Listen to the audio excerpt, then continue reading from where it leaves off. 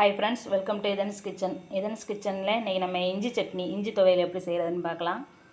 இது ரொம்ப நல்லாயிருக்கும். அரைச்சி சாப்பிட்டு பார்த்தீங்கன்னா ரொம்பவே நல்லாயிருக்கும். தேங்காய் வேண்டாம்னு நினைக்கிறவங்க, சுகர் பேஷண்ட்டு, கொலஸ்ட்ரால் உள்ளவங்கெல்லாம் இந்த மாதிரி அரைச்சி சாப்பிடலாம். இது ரொம்பவே டேஸ்ட்டாக இருக்கும்.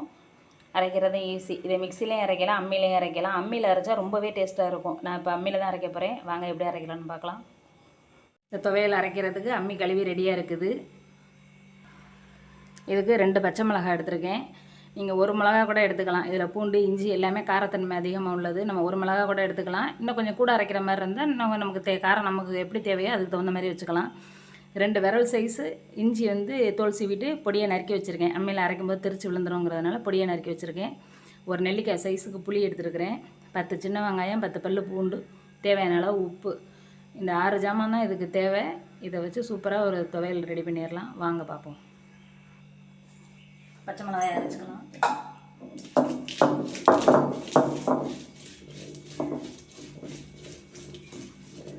அது கூடவே புளி வச்சுக்குவோம்.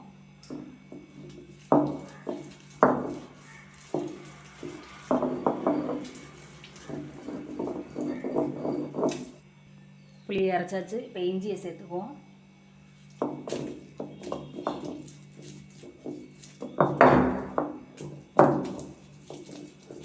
இப்போ பூண்டு சேர்த்துக்கலாம்.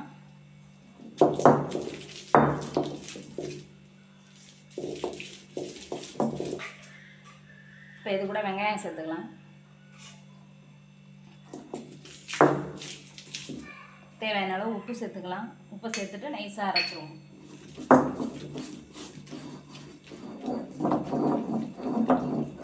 நல்லா அரைச்சிருச்சு. இப்போ எடுத்துடலாம். மசிஞ்சிருச்சு.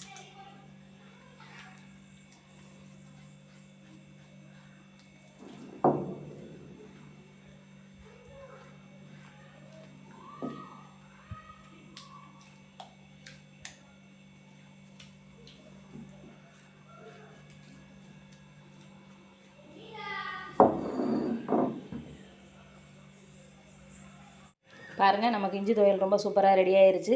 உங்களுக்கு இது கொஞ்சம் காரம் அதிகமாக தெரிஞ்சுன்னா நீங்கள் கொஞ்சம் நல்லெண்ணெய் சேர்த்து பிசைஞ்சு சாப்பிட்டுக்கலாம். இது தோசை, இட்லி, தயிர் சாதத்துக்கும் ரொம்ப சூப்பராக இருக்கும். வெறும் சாதத்தில் கூட இதை போட்டு பிணைஞ்சு கொஞ்சம் நல்லெண்ணெய் ஊற்றி பிசைஞ்சு சாப்பிடலாம். ரொம்பவே டேஸ்ட்டாக இருக்கும். ட்ரை பண்ணி பாருங்கள். இந்த வீடியோ பிடிச்சிருந்தா சப்ஸ்கிரைப் பண்ணுங்கள், லைக் பண்ணுங்கள். தேங்க்யூ.